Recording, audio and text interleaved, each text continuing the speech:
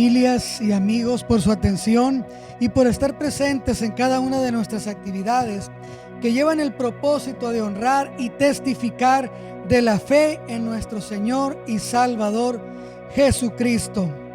Hoy quiero iniciar invitándote a hacer algo práctico. Si tienes a alguien cerca, toma su mano y dile: Dios te bendiga en todo lo que hagas. Dios te bendiga en todo lo que hagas, hermana. Y bienvenidos todos. Puede tomar su lugar, hermana. La adversidad puede ser una carga en nuestra vida o puede ser el puente para acercarnos más a Dios. En la actualidad, el mundo confronta dificultades económicas. Quizás otros sufren trastornos emocionales debido a problemas de salud. La adversidad tiene muchas formas, pero sabemos que tarde o temprano todos seremos víctimas de sus embates, de su actividad sobre nuestra vida. Algunos creyentes se desploman bajo la presión de la condición que viven al presente. Están resentidos con Dios y se alejan de sus caminos, y en algunos casos se refugian en actividades o conductas inapropiadas, intentando escapar del dolor y de la adversidad. Otros confrontan situaciones semejantes, pero reaccionan de manera muy distinta. En lugar de debilitarles, las dificultades los motivan a depender más del poder del Espíritu Santo. La adversidad puede ser entonces una carga abrumadora o un puente hacia una relación más estrecha con Dios. Nadie desea experimentar tiempos difíciles, pero cuando estos se cruzan en nuestro camino, podemos escoger la manera de verlos, como una carga o como un puente. Eso está en la actitud de cada uno de nosotros. Una carga, espiritualmente hablando, es un peso que nos aflige y podemos sentirnos cansados o desanimados, sin alegría y sin paz. Y un puente, al contrario, es una manera de sobrepasar las dificultades y desarrollar una relación más estrecha con nuestro Padre Celestial. El apóstol Pablo, quien experimentó todo tipo de situaciones en su vida, en la segunda carta a los Corintios encontramos 2 capítulos, 11 y 12 de segunda de Corintios, en los que él menciona detalles importantes de su actividad y de su actitud ante la adversidad. Solamente quiero usar unos versos como referencia de lo que estamos hablando. En los versos 23 de la segunda epístola a los Corintios, en el capítulo 11, encontramos una lista impresionante de todo tipo de circunstancias. Verso 23 dice: son ministros de Cristo, en una pregunta, como si hubieran perdido el juicio. Yo más, dice el apóstol, yo he sido ministro de Cristo.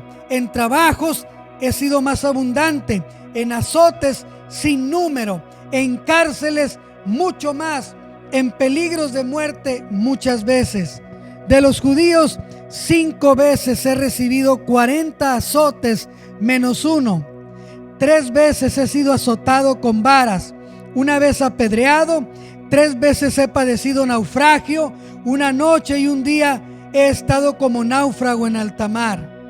Son algunos de los versos. No voy a leerte toda la relación que el apóstol suma a la lista de dificultades, necesidades y problemas en su vida que han venido a tratar de socavar la fe del apóstol, pero que al contrario él las ha utilizado como puentes en su vida.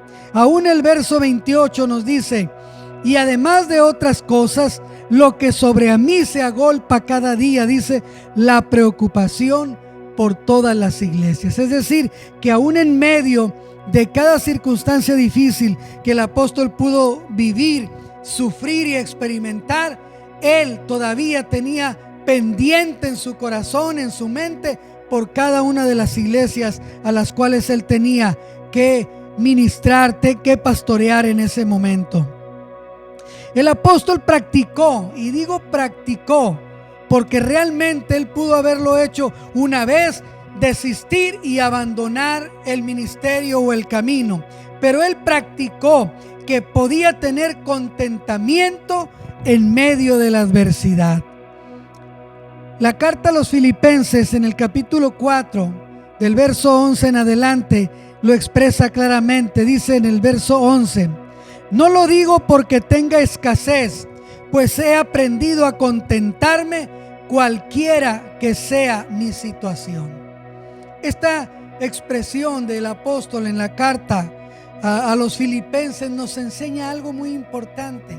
Las condiciones que nos rodean, que nos afectan, las condiciones no pueden alterar tu fe, tu caminar en Cristo, a menos que tú permitas que así suceda.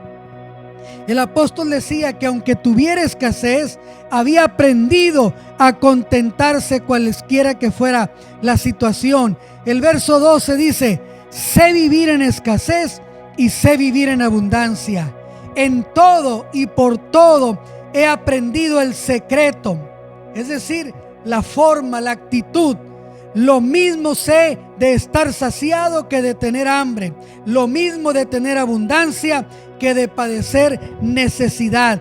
Y aquí viene un verso que se ha utilizado y se ha sobreutilizado mucho en la vida y en el caminar de los cristianos: todo lo puedo en Cristo que me fortalece. Pero él expresa cuáles han sido las situaciones en las que él ha podido experimentar que todo es posible sostener, superar y avanzar en Cristo, que Él es el que nos fortalece cada día. ¿Qué podía entender el apóstol Pablo de todo esto? Que la fortaleza sobrenatural de Dios estaba sobre él en medio de la debilidad. Muchos de nosotros nos sentimos débiles. Y nos sentimos débiles no en el sentido de que estemos anémicos o de que no podamos movernos, no, sino de que no sentimos la capacidad de seguir caminando en la fe. Y sentimos una debilidad tremenda. El apóstol Pablo lo expresa también en la segunda de Corintios, capítulo 12, los versos 9 y 10, dice así: explica que su debilidad le permitía que el poder del Espíritu Santo actuara en la vida de él, al declararlo de esta manera. Verso 9: y me ha dicho el Señor, bástate mi gracia, porque mi poder se perfecciona en la debilidad. Por tanto, de muy buena gana me gloriaré más bien en mis debilidades, para que habite en mí el poder de Cristo. Verso 10: por lo cual, por amor a Cristo, me complazco ahora en las debilidades, en afrentas, en necesidades, en persecuciones, en estrecheces, porque cuando soy débil, entonces soy fuerte. Hay algo bien interesante en esto que el apóstol acaba de expresar. Muchas veces usted y yo queremos enfrentar las circunstancias de la vida, las luchas, las pruebas que la vida nos trae a nosotros por nuestra vida, por nuestro trabajo, por las condiciones de salud en las que vivimos, y las queremos enfrentar solamente en nuestras propias fuerzas, y a veces en un criterio quizás mal informado de lo que estamos pasando. Y cuando lo hacemos de esa manera, regularmente somos vencidos por la adversidad. El apóstol Pablo dice: cuando yo soy débil, me refugio en Cristo, porque Él es nuestra fortaleza. En Él podemos nosotros confiar que mi debilidad Él la tomará y hará de ella una fortaleza en mi vida. Pablo pudo experimentar eso, que en la debilidad propia de su vida espiritual, de su vida carnal, de su vida como ser humano, él pudo aprender a confiar en la fortaleza de nuestro Señor Jesucristo. Pablo también aprendió que Dios suple toda necesidad en la vida. En Filipenses capítulo 4, en el verso 19, dice la palabra de nuestro Dios: y mi Dios proveerá a todas vuestras necesidades conforme a sus riquezas en gloria en Cristo Jesús. Dios, pues, es el que nos ayuda. A veces no somos capaces nosotros de poder sobrellevar o solventar todo lo que necesitamos en la vida, pero cuando clamamos a Dios, Dios es la fuente que suple todas nuestras necesidades. Es decir, si nosotros dependemos totalmente del Padre Celestial, Él suplirá cada una de nuestras necesidades. Y no significa literalmente ya no vas a tener de alguna forma escasez o falta de ingresos. No, Dios permite todas esas cosas. Dios permite que en cierto momento de nuestra vida empecemos a notar que no somos lo suficientemente capaces de enfrentar todo y que necesitamos depender de la gracia, del poder, de la misericordia y de la generosidad de nuestro Dios. Él es nuestro proveedor en todas las cosas. Cada momento en nuestra vida y en nuestra existencia no es una eventualidad lo que nos está ocurriendo. No es algo como una lotería y ahora me tocó vivir o experimentar esto. No, muchos de nosotros usamos posiblemente de una manera desmedida la palabra casualidad, porque no podemos darnos cuenta que existe un plan maestro de Dios. Y al referirme a un plan maestro, quiero decirte que hay muchas cosas en derredor de nuestra vida, eventos, lugares, personas, ocasiones, que aunque nosotros ignoremos todo ello, Dios en su soberanía y en su poder eterno las tiene programadas para que ocurran alrededor de nuestra vida. Por eso es que hay un plan superior en el cual todos los seres humanos estamos incluidos. Por eso, cuando el apóstol Pablo escribe esta carta a los filipenses, él estaba encarcelado, pero aún estando encarcelado, dice, toda la guardia del pretorio, es decir, todos aquellos que estaban en el palacio de gobierno, por tratar de interpretarlo a nuestro lenguaje actual, todos aquellos escucharon el evangelio. Es decir, que la cárcel no es una mordaza para tu voz o para la fe. La cárcel, la situación, la enfermedad no puede hacer que tú calles el evangelio. Pablo, estando preso y estando en la cárcel, todos los que trabajaban en derredor de él, los custodios, los guardias, los funcionarios, escucharon el evangelio a través de Pablo, aún que él estaba privado de su libertad. Dice el verso 13 de Filipenses 1: de tal manera que mis prisiones por causa de Cristo se han hecho notorias en todo el pretorio y a todos los demás.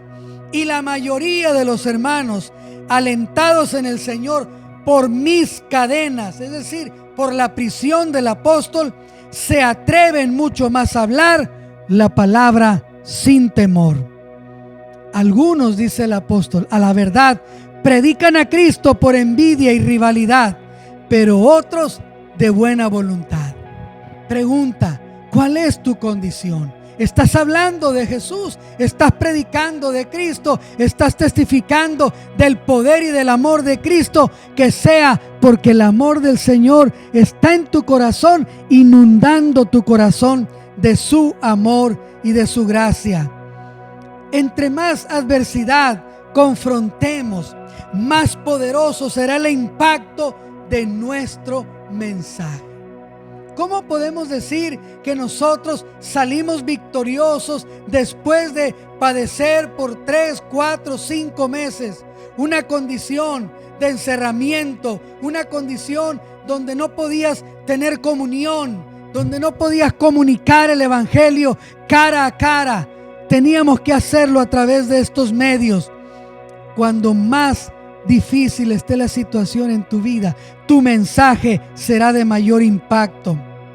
Quienes nos rodean, quienes nos conocen, quienes nos observan, sabrán que estamos sufriendo, sí, pero también sabrán que nuestra fe permanece intacta.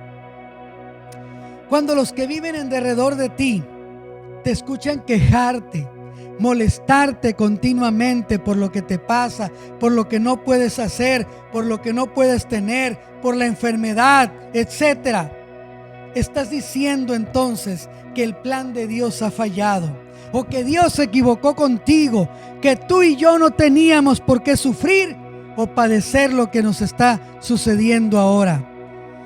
La segunda carta a los Corintios, en el capítulo 12, verso 7, dice: y para que por la grandeza de la revelación yo no me exaltara desmedidamente, el apóstol dice: me fue dada una espina en mi carne, un mensajero de Satanás que me abofetee, para que yo no me enaltezca sobremanera. Y el apóstol decía: he tenido que estar sufriendo esta condición. ¿Por qué? Porque el servicio a Dios, el servir a Dios, me ha dado tantas experiencias que hay veces en la vida en que tomo las experiencias con Dios como una jactancia. Y el Señor le dice: por eso he puesto este aguijón, por eso he puesto esta debilidad en ti, para que tú no te exaltes por lo que conoces y has vivido.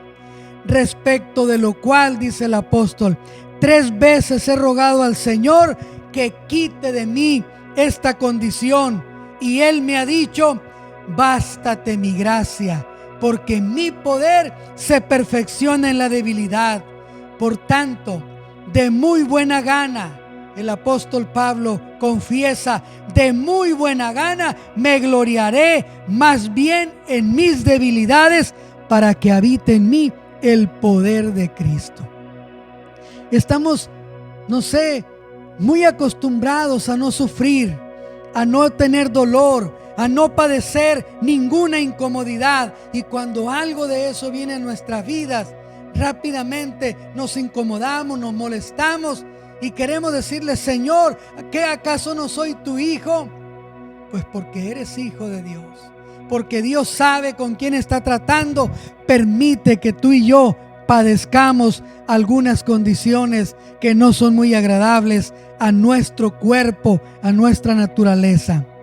Ahora, esto es un principio muy básico para impedir que una persona se vuelva amargada, resentida y hostil. Tenemos que recordar que es el Señor el que se glorifica en medio de tu vida y de mi vida. El Señor podía haber impedido que ese aguijón, que esa necesidad del apóstol ya no le molestara más. Sin embargo, lo permitió para que el carácter de Pablo, del apóstol, no se ensoberbeciera debido a sus experiencias en el ministerio. A veces tú y yo necesitamos, como se dice en nuestro coloquio muy popular, es necesario que se nos arrime la vara para volver a encauzarnos en el Señor.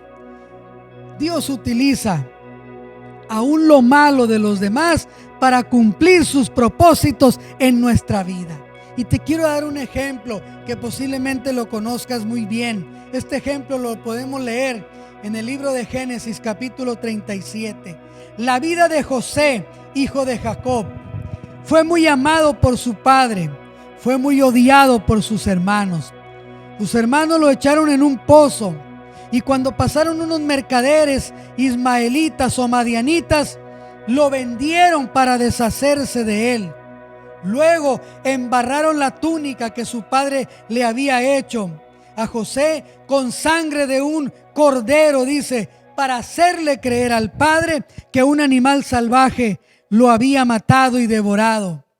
José fue vendido en Egipto a un general llamado Potifar y se lo llevó como esclavo. ¿Usted puede creer que José era bendecido en medio de todo esto? Quizás hubiéramos pensado, pareciera que José era bastante mala suerte. Todos pensamos que cuando nos ocurre una cosa, una desventura, y luego viene otra enseguida, y luego viene otra enseguida, que la mala suerte nos persigue. Yo te quiero decir que no es así. Dios sabe todo lo que estás sufriendo, todo lo que estás pasando, todo lo que te ha acontecido, Dios lo conoce. Sin embargo, José, aun cuando le ocurrió todo eso, una vez que ya era esclavo en la casa de Potifar, es acusado de violación por la esposa del general y es encarcelado. Todavía se le añaden más condiciones contrarias a la vida de José. Sin embargo, el mismo José testifica en el capítulo 45 de Génesis, en el verso 5, y dice: ahora pues, una vez que sus hermanos logran ir a Egipto a comprar alimentos, porque había una sequía en toda la tierra y no había que comer, ellos van buscando alimento a Egipto. Y ahora José, aquel que había sido vendido, desechado por sus hermanos, que había sido llevado como esclavo, que había sido encarcelado, ahora es el secretario de Hacienda de Egipto. Es aquel con el cual tienen que venir todas las personas de los reinos, de las culturas alrededor, a negociar para comprar alimento, porque Dios había levantado a José, lo había engrandecido, dándole sabiduría para tener alimento por varios años en esa nación.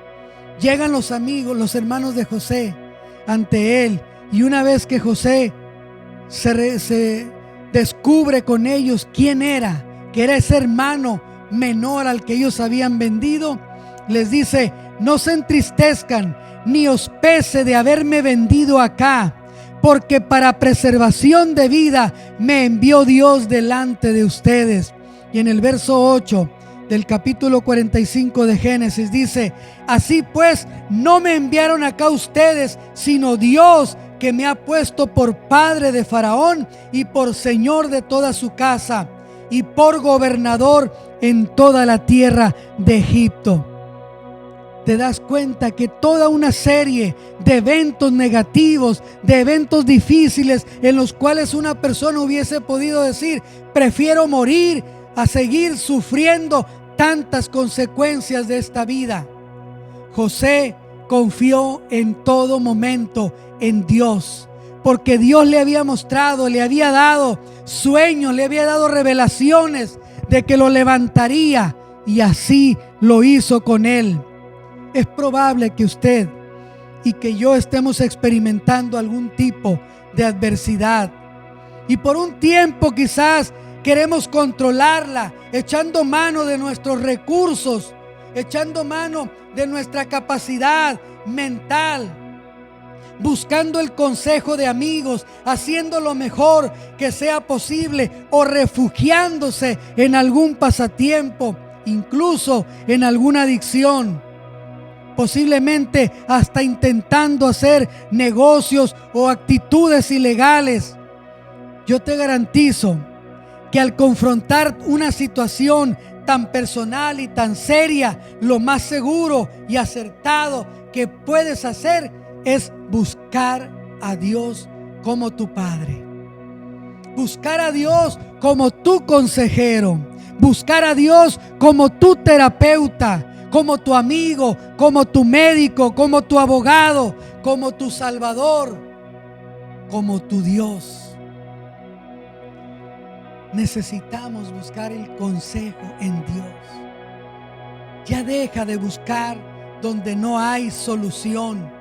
Nuestro Dios es un Dios de soluciones. David experimentó saber que nadie puede estar ajeno a Dios nunca. En el Salmo 139, en el verso 7, él expresó y dijo: ¿a dónde me iré de tu espíritu? ¿Y a dónde huiré de tu presencia? David se dio cuenta que no es posible ocultarse ante Dios. Ni tú ni yo lo podemos hacer. las condiciones que puedas estar viviendo, las circunstancias que te puedan estar haciendo sufrir, son conocidas por Dios. Pero es necesario que volvamos a Dios, que lo busquemos, que insistamos diciéndole: Padre, ayúdame, necesito de tu fortaleza, necesito de tu sabiduría. Mi oración hoy va a ser para que usted decida tomar en cuenta que la adversidad es un puente que nos conduce a tener una relación más íntima, más estrecha con nuestro Señor Jesucristo. ¿O usted cómo lo ve? ¿Es para que te apartes o es para que te acerques? Todo lo que nos pasa en la vida, sea moral, sea financiero, sea de salud, sea de socializar, sea espiritual, nos debe acercar más y más a Dios, no apartarnos de Dios. Quizás estás pensando o puedas decir: yo no necesito tanto a Dios. Que lo busquen aquellos que van empezando, que vayan a la iglesia aquellos que están apenas queriendo conocer a Dios. Yo ya lo conozco. Completamente errado tu pensamiento. Todos necesitamos más y más de Dios.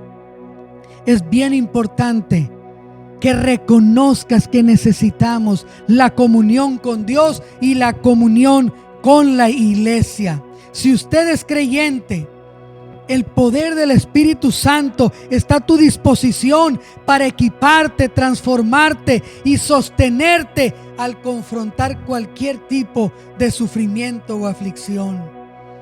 Si el dolor, la enfermedad, la adversidad, todo eso nos demuestra cuánto necesitamos la ayuda de nuestro Dios.